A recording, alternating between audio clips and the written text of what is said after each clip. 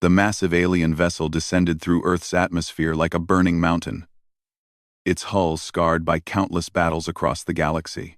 Ambassador Zex Thul watched the primitive blue world grow larger through the observation deck, his forearms crossed in what humans would recognize as skepticism. The Galactic Council had sent him here for one purpose: to witness the impossible. According to reports filtering through the interstellar communication networks, something unprecedented had occurred on this backwater planet. The humans, barely capable of faster-than-light travel for 50 Earth years, had somehow managed to calm Vorthak the Destroyer. The very name sent shivers through the spines of species across 12 sectors. Vorthak was a creature of legend, a dragon whose mere presence had turned entire star systems into graveyards.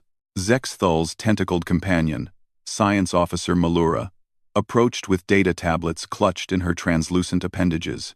"Ambassador, the energy readings from the planet's surface are peculiar. There's no trace of weapons discharge, no signs of battle, no evidence of the typical destruction pattern we associate with Vorthak encounters." The ambassador's primary eyes narrowed, while his secondary ones remained focused on the approaching planet. Perhaps the humans deployed some unknown technology. Their species has shown remarkable adaptability, despite their brief presence on the galactic stage. Through the communication array, reports continued streaming in from various council species. The Arctarian Collective had lost 3 colony worlds to Vorthak in the past decade. The silicon-based Crystalline Empire had abandoned an entire sector after a single sighting of the dragon. Even the warrior race of Kelvons, bred for combat across generations, spoke of Vorthak in whispered tones around their warfires. The dragon was no ordinary predator, standing nearly 200 meters tall, with wings that could blot out a small moon. Vorthak possessed hides stronger than neutronium plating, and breath capable of melting through starship hulls in seconds. More terrifying than its physical capabilities was its intelligence. Vorthak didn't simply destroy. It calculated, planned, and executed strategies that had outmaneuvered entire fleets. Captain Jorik of the Hegemony Defense Corps had transmitted his final message just days before their departure for Earth. His voice, normally steady as a mountain, had trembled as he described watching Vorthak tear through their formation like tissue paper. "The creature doesn't just kill," he had said. "It learns. Every maneuver we attempted, every weapon we deployed, it adapted faster than our tactical computers could process." Now this apex predator of the galaxy had somehow been neutralized by humans, not destroyed, according to the reports. Neutralized. The distinction was crucial and deeply unsettling to the galactic community. Their ship, the diplomatic vessel Harmony's Edge, settled into Earth's orbit alongside vessels from dozens of other species. The normally territorial races had put aside their differences, united by curiosity and disbelief. Feline-like Nexari prowled the corridors near insectoid Zephyrians without the usual territorial displays. Gaseous ethereals maintained stable forms in observation lounges, filled with solid matter beings. Even the notoriously reclusive Void Dwellers had sent representatives. As their shuttle descended toward the human settlement called New Geneva, Zex Thul reviewed what little information they possessed. 3 months ago, Vorthak had appeared in Earth's solar system. Standard procedure called for immediate evacuation alerts. But the humans had inexplicably maintained radio silence. Long-range sensors had detected the dragon making planetfall on Earth's largest continent, in an area the humans designated as their North American territory. Then, nothing. No distress signals. No evidence of planetary destruction. No refugee ships fleeing the system. After 2 weeks of silence, a brave Centaurian scout ship had ventured close enough for detailed scans. What they discovered defied everything the galaxy understood about Vorthak's behavior patterns. The dragon was still there, settled in what appeared to be a permanent roosting position near a human settlement, but instead of the expected wasteland of ash and molten stone, the area showed signs of increased agricultural activity. The humans weren't fleeing, they were thriving. The shuttle touched down at the designated landing zone, a large field surrounded by the curious architecture humans favored. Zex Thul had studied their building methods during the journey. Noting how they combined aesthetics with functionality, in ways that differed markedly from most galactic species. Where others built for pure efficiency or pure beauty, humans seemed to seek a balance between the two.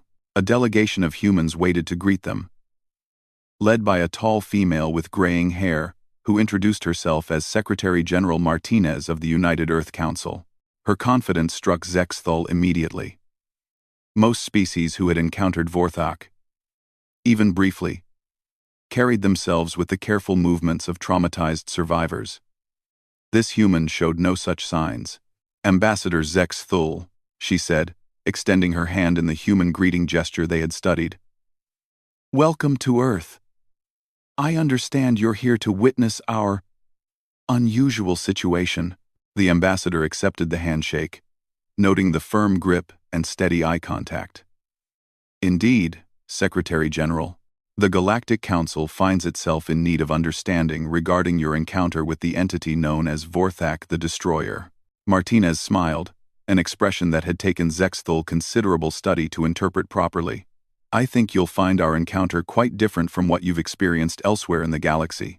But before we explain, perhaps you'd prefer to see for yourself? They traveled in human ground vehicles, which Zexthul found surprisingly comfortable despite their seemingly primitive design. The delegation included representatives from 7 different species, each bringing their own recording equipment and scientific instruments. The journey took them through rolling hills covered in the green vegetation humans called grass, past structures they used for food production, and alongside waterways that sparkled in their sun's light. Your planet shows no signs of dragon damage, observed Science Officer Malura, her voice carrying the confusion they all felt. According to our database, Vorthak's presence should have resulted in significant geological scarring. Oh, there was some initial disturbance, Martinez replied casually. A few forest fires, some property damage when Vorthak first landed. But that was resolved fairly quickly.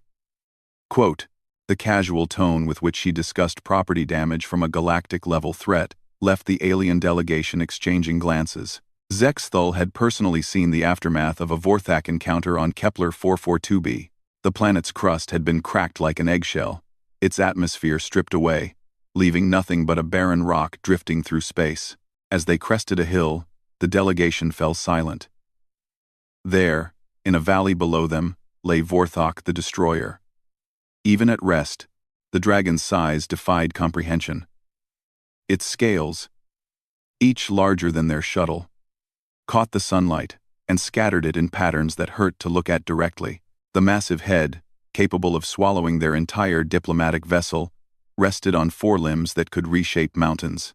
But what stunned the delegation into silence wasn't the dragon's awesome presence. It was what surrounded Vorthak.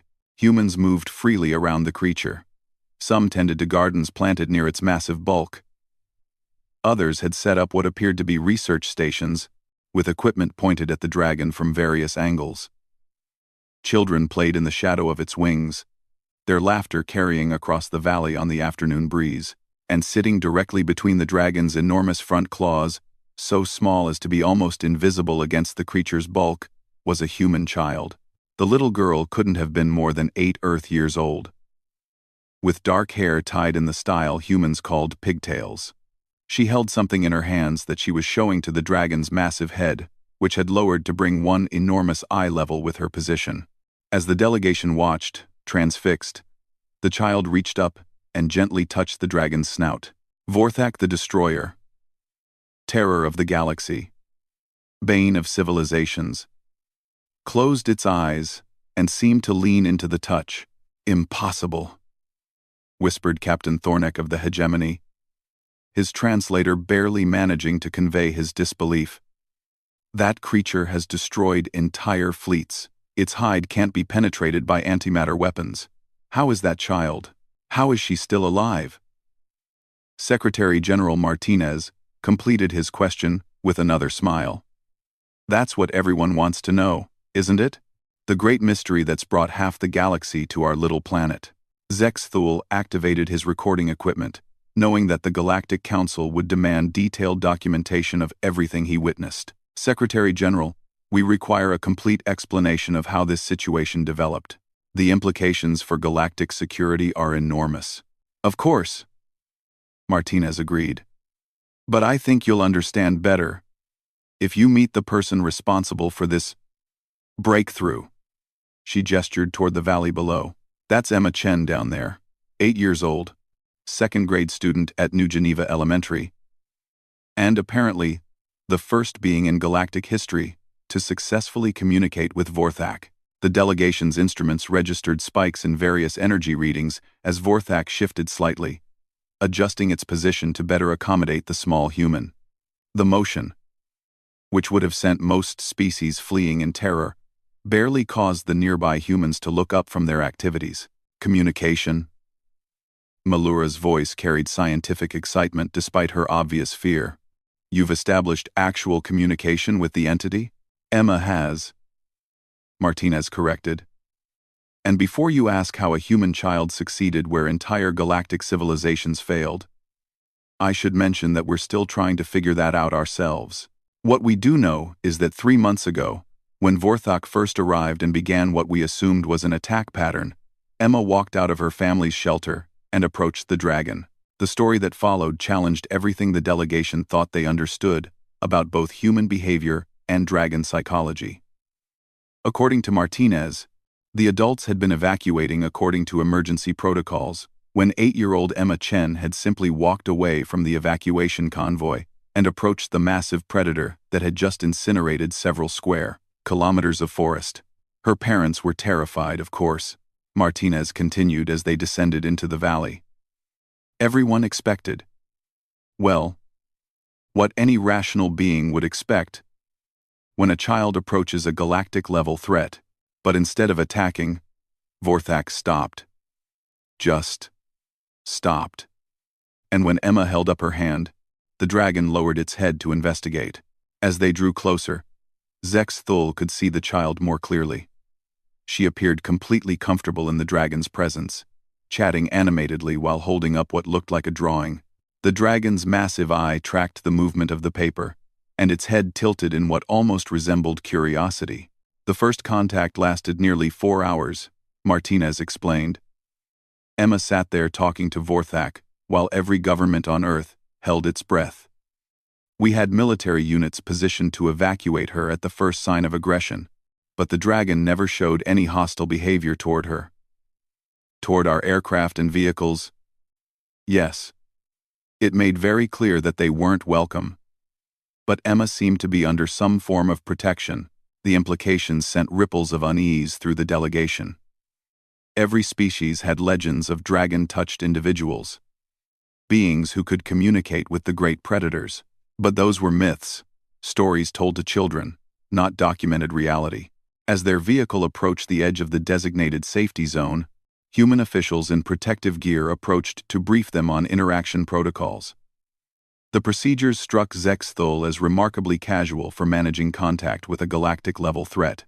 No sudden movements, the lead official explained. No energy weapons or scanning equipment beyond basic recording devices. Vorthak tolerates our presence.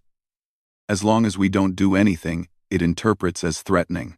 And absolutely no interference with Emma during her interaction periods. The dragon's head lifted as their group approached, fixing them with a stare that had reduced hardened warriors to trembling wrecks. But instead of the killing rage that had destroyed countless ships, Zex Thul saw something different in those ancient eyes. Intelligence, yes. Power beyond measure, certainly. But also something that almost resembled patience. Emma looked up from her drawing and waved cheerfully at the approaching delegation. Hi. Are you here to meet Vorthak? He's really nice once you get to know him. Look, I drew him a picture of my cat. She held up a piece of paper covered in the colorful scrawls that human children use to represent their world. To the dragon, whose species had conquered star systems and accumulated knowledge across eons, she was showing a crayon drawing of a small domestic feline, and Vorthak the Destroyer leaned down to examine the artwork with what appeared to be genuine interest. Ambassador Zex Thul found himself in an unprecedented situation. In his 3 centuries of diplomatic service across the galaxy, he had negotiated peace treaties between species who communicated through bioelectric pulses, mediated territorial disputes involving hive minds, spanning multiple worlds, and once spent 2 years learning to properly interpret the musical language of the harmonic collective, but standing 50 meters from a creature that had single-handedly reshaped galactic politics through pure terror. Watching an 8-year-old human child show it crayon drawings challenged every framework he possessed for understanding reality. The dragon's massive head moved with careful precision as it examined Emma's artwork. Each nostril was larger than a starfighter, and when Vorthak breathed, the displaced air created wind patterns that rustled the clothing of everyone in the valley. Yet the creature maintained perfect control, never moving quickly enough to startle the small human or disturb her drawings. Emma pointed at different parts of her picture with the enthusiasm typical of human children, explaining their creations. "This is Mr. Whiskers," she said, indicating an orange blob with triangular ears. "He's my cat, and he likes to sleep in sunbeams." "Do you have sunbeams where you come from?" The question was directed at Vorthak, and the dragon's response stunned the assembled delegation. A low rumble emerged from the creature's throat, not the terrifying roar that had preceded the destruction of civilizations, but something almost conversational in tone. The sound carried harmonics that their translation devices couldn't process, suggesting a complexity of communication beyond current galactic understanding. Emma nodded seriously, as if the dragon's response made perfect sense. "3 suns sounds really bright, Mr. Whiskers would love that, but he'd need lots of shade trees too." She began working on another drawing, this one featuring what appeared to be 3 circular shapes above a landscape filled with triangular forms that might represent vegetation. Dr. Sarah Chen, Emma's mother, approached the delegation with the careful movements of someone who had spent 3 months adapting to life in the shadow of galactic legend. Her credentials as a xenobiologist had prepared her for studying alien life forms, but nothing in her training had covered this situation. "The communication appears to be primarily emotional rather than linguistic," she explained quietly, mindful not to interrupt Emma's interaction. "Emma doesn't claim to understand Vorthak's vocalizations in the way we might understand words, but she responds to them as if they convey meaning." Science Officer Malura activated her recording equipment, though she kept it carefully concealed to avoid attracting the dragon's attention. "Has your daughter always displayed unusual empathic abilities? Enhanced sensitivity to non-human communication patterns?" Dr. Chen shook her head. "Emma's always been good with animals, but nothing that would suggest extraordinary capability. She has a dog, a cat, and she volunteers at the local animal shelter. She's patient and gentle, but so are thousands of other children. What makes this situation so remarkable is that it appears to be entirely natural to her."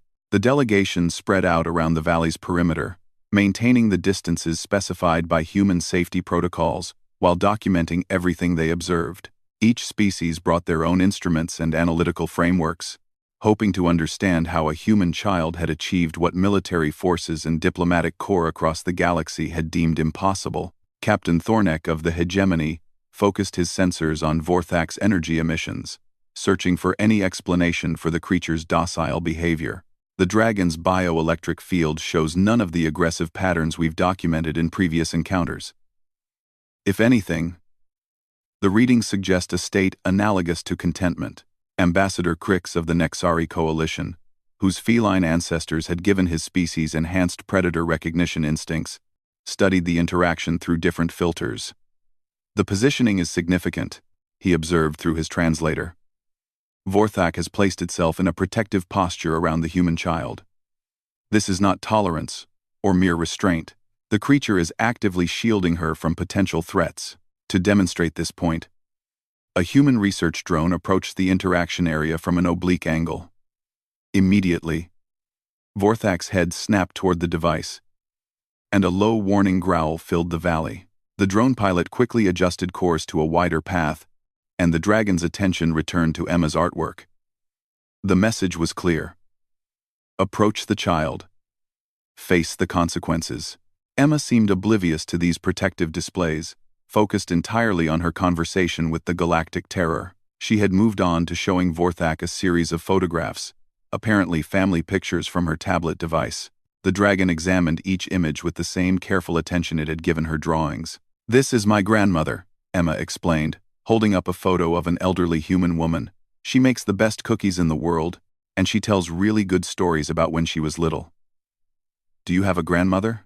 The dragon's response this time included what sounded almost like musical tones, complex harmonies that rose and fell in patterns too sophisticated for their translation systems to parse. Emma listened with the serious attention children reserve for important adult conversations. "She sounds wonderful," Emma said when the dragon finished.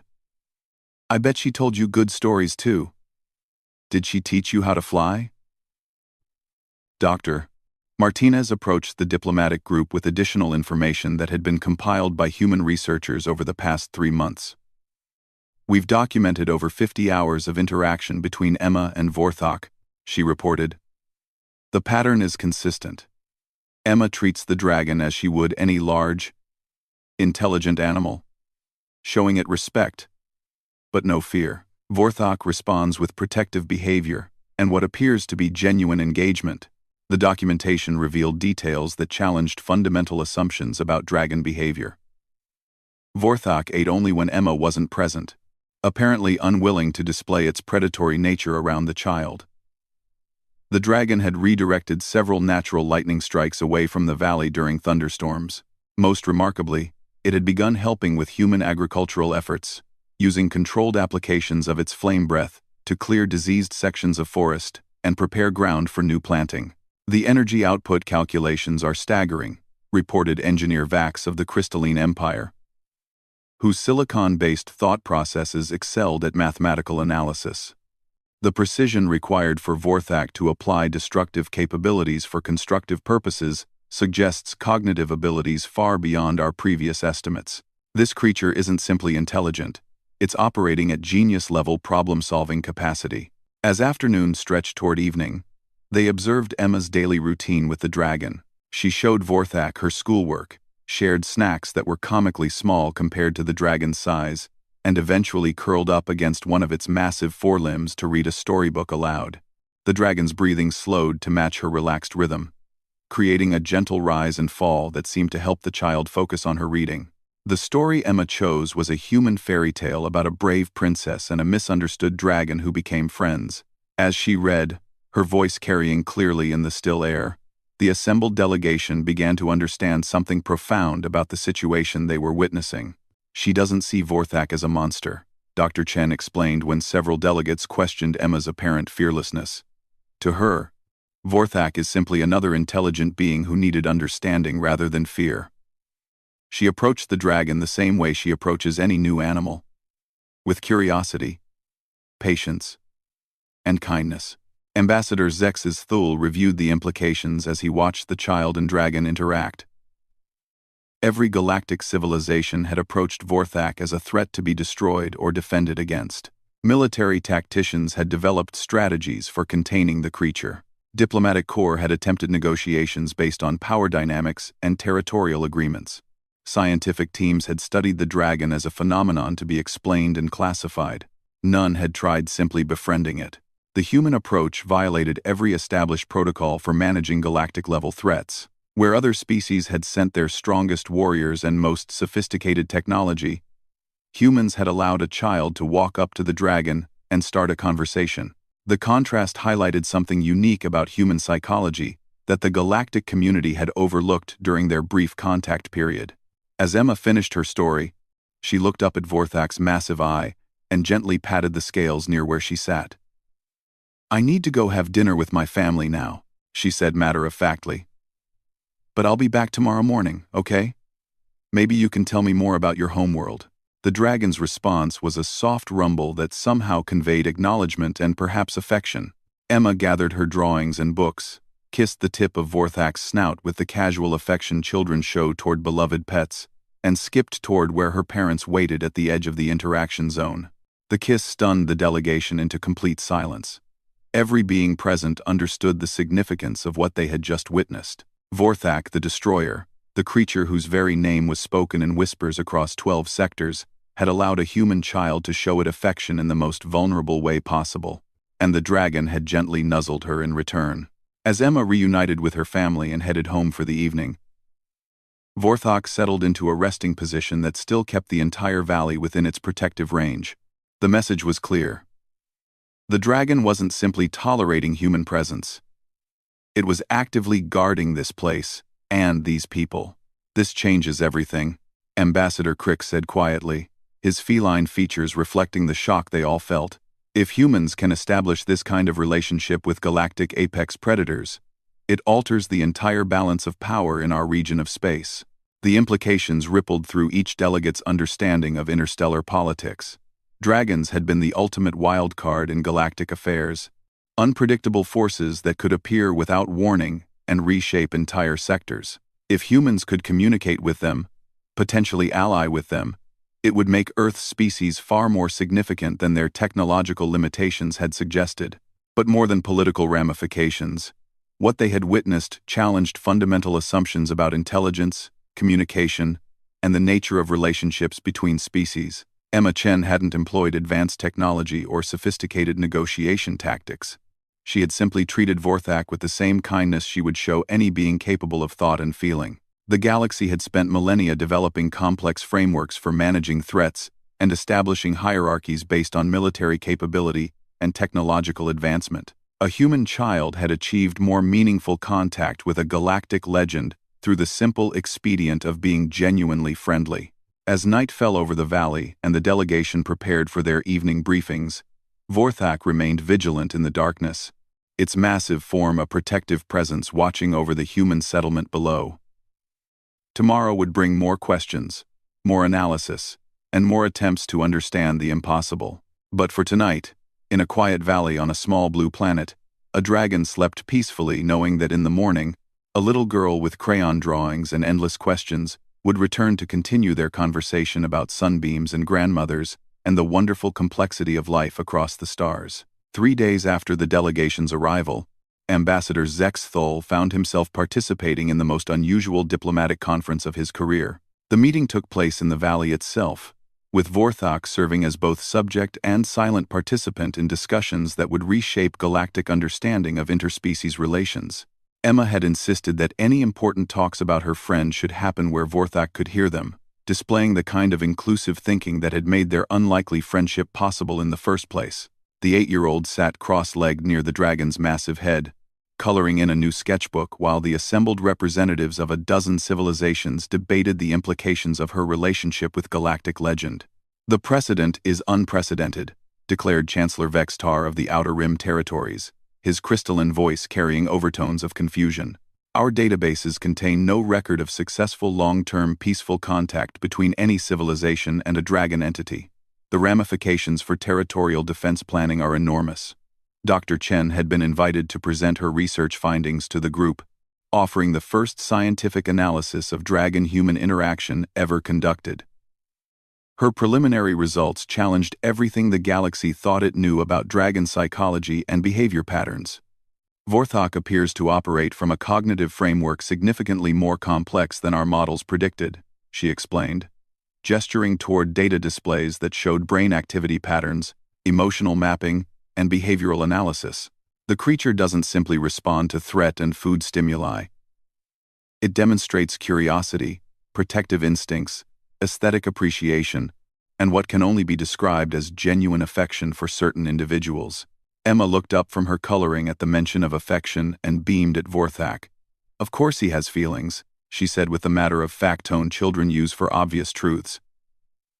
"He gets sad when it rains because the water makes his scales itch. He likes music, especially when I sing the songs my grandmother taught me. And he worries about the little animals in the forest when the weather gets cold." The dragon's rumbled response seemed to confirm her observations, though the delegation's translation equipment still couldn't parse the complex harmonics of dragon communication. Emma had become their only reliable interpreter, a responsibility she approached with the same casual competence she brought to all aspects of her unusual friendship. Science Officer Malura had spent the past 3 days conducting detailed scans of both Emma and Vorthak during their interactions, searching for any explanation for their unprecedented communication ability. Her findings had surprised everyone, including herself. "There's no evidence of enhanced psionic capability in the human child," she reported to the assembly. "No unusual brain activity patterns.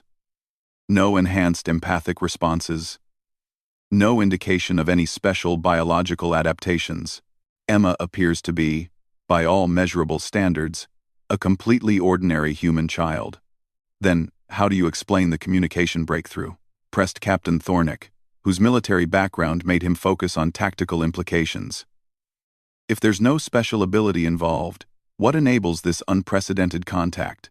Dr. Martinez, who had observed every interaction between Emma and Vorthak over the past 3 months, offered the explanation that had gradually emerged from their research. Emma doesn't communicate with Vorthak differently than she does with any other intelligent being. She talks to the dragon the same way she talks to her teachers, her parents, or her friends. The breakthrough isn't in Emma's ability, it's in her approach. The concept sparked intense discussion among the delegation. Every civilization had developed complex protocols for first contact situations, elaborate frameworks designed to establish communication while minimizing risks and misunderstandings. Humans had accidentally achieved better results by having a child simply walk up and start a conversation.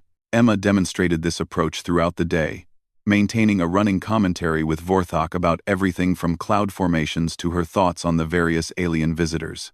She showed no awareness that she was engaged in anything extraordinary, treating conversations with a galactic legend as naturally as she might chat with a neighbor. "Look at how pretty the mountains are today," she said to Vorthak, pointing toward the distant peaks. "The snow makes them look like they're wearing white hats. Do you have snow where you come from?"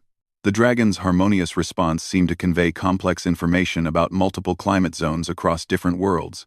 Though Emma translated it simply, "He says his home has lots of different kinds of weather, but his favorite is when it's warm enough for the flower trees to bloom."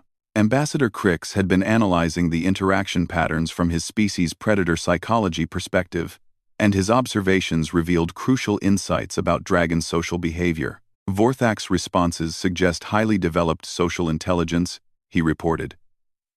The creature modifies its communication style, posture, and even breathing patterns to match Emma's emotional state. This indicates capacity for complex social bonding that we've never documented in dragon encounters.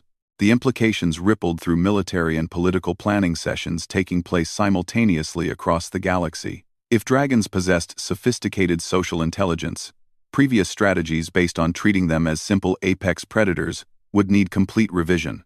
More significantly, if humans could establish genuine relationships with dragons, it would fundamentally alter the balance of power among galactic civilizations. On the third evening, Emma invited the delegation to observe what had become her favorite part of each day: story time with Vorthak. She had discovered that the dragon enjoyed human literature, particularly stories that featured themes of friendship, adventure, and understanding between different types of beings. "Tonight I'm going to read about the Little Prince," Emma announced, settling against Vorthak's foreleg with her well-worn book. "It's about someone who travels between different worlds and learns important things about friendship and love."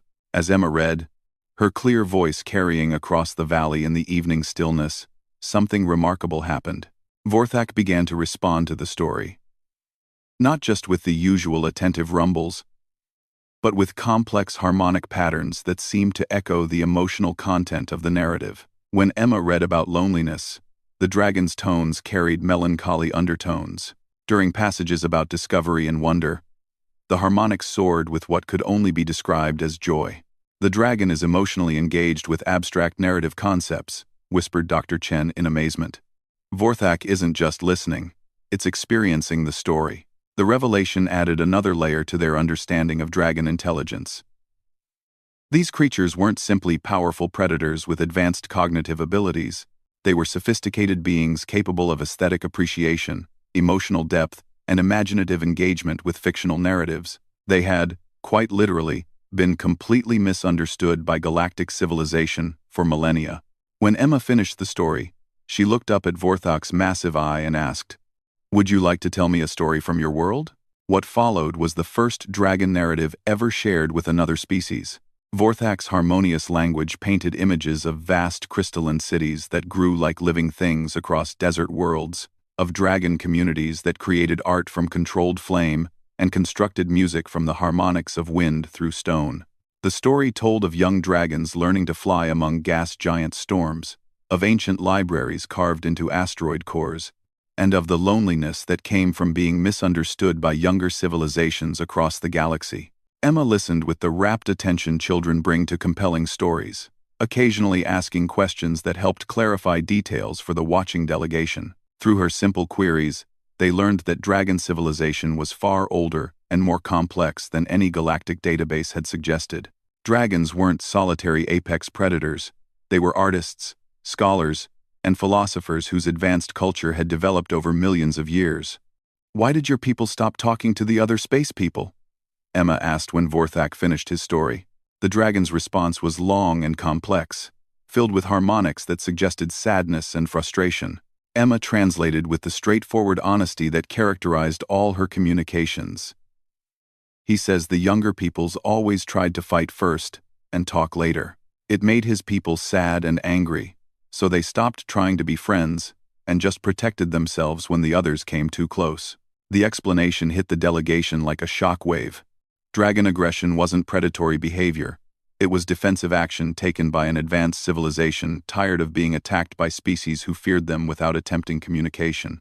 The galaxy's understanding of dragon-related conflicts would require complete revision. Ambassador Zex Thul realized he was witnessing a pivotal moment in galactic history. The accidental breakthrough achieved by a human child was opening possibilities for relationships that had been considered impossible for millions of years. If dragons could be approached as potential allies rather than inevitable threats, it would change everything about how civilizations expanded and interacted across space. Over the following days, Emma facilitated additional exchanges between Vorthak and the delegation. The dragon shared information about space navigation techniques unknown to galactic civilization, artistic concepts that incorporated manipulation of matter at the quantum level, and philosophical frameworks for understanding consciousness that challenged current academic thinking across dozens of species. In return, the delegation members shared stories and information about their own civilizations.